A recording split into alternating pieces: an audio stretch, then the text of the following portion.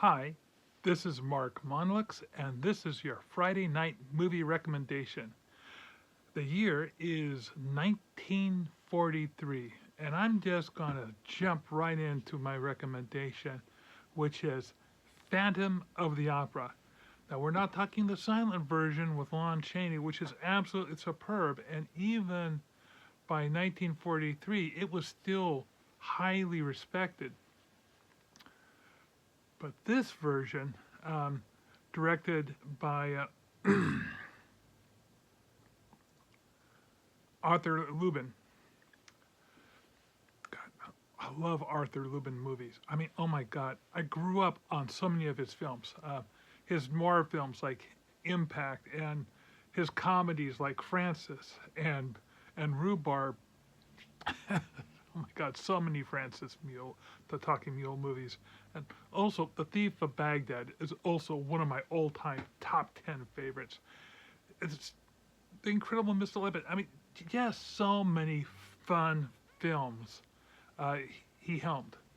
Anyway, back to this movie, the Universal Picture, and they decided to do it in Technicolor. Oh my God, just absolutely gorgeous. And what they really decided to do was to lean into the sound, because as we all know, the original movie was a silent film, often shown silently with maybe a musical score to it. But the guy who did the musical score for this one, oh, let me see if my notes says what his name was. Uh, ah, Edward Ward. Now, Edward Ward, ha- he goes on. He has a whole slew of Oscar-nominated soundtracks, and this was one of them. Matter of fact, this is the only movie amongst the Universal um, Pictures horror franchise that received Oscar nominations, and it got 4 Oscar nominations, and it won 2 of them. One was for art direction, and the other one for cinematography. So it looks absolutely gorgeous. It just drips Baroque and that whole time period. It's delicious to look at. It's delicious to listen to. And so we got Nelson Eddy and Suzanne Foster and I'm going to say his name with a smile, Claude Rains. Yes, I know we just talked about Claude Rains, but the man pops up again here, and he plays the role of the Phantom, which, Lon Chaney Jr. was a little irked that they didn't ask him to take over his father's role of, the family opera, and so he had kind of a beef against Claude Rains. But I thought Claude Rains did a superb job in this film. It didn't receive as good as reception at the box office as it should have. It did well in France, but in the States, people were still comparing it to the highly still successful original Black and White with Lon Chaney, and they were making comparison about how the 2 different Phantoms looked.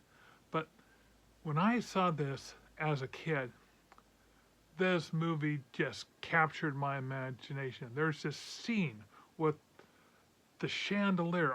Oh my God.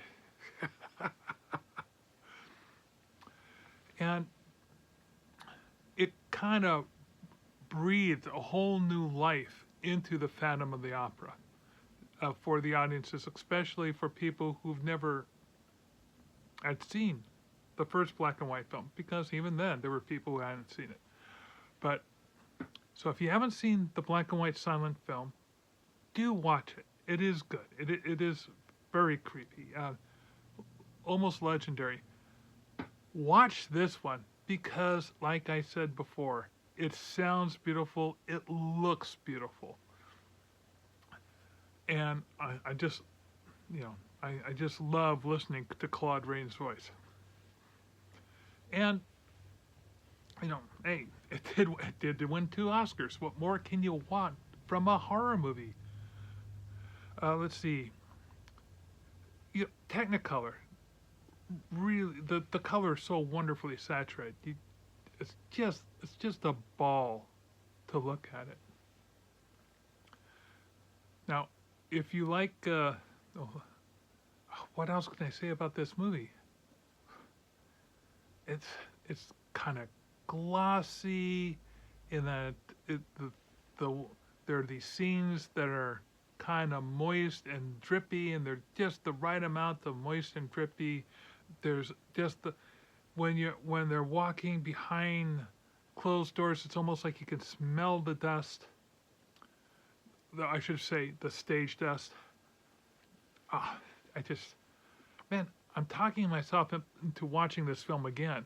So maybe, oh yeah, I definitely should just watch this film again. It's one of my favorites. Um, if you like this movie recommendation, please like and follow me here.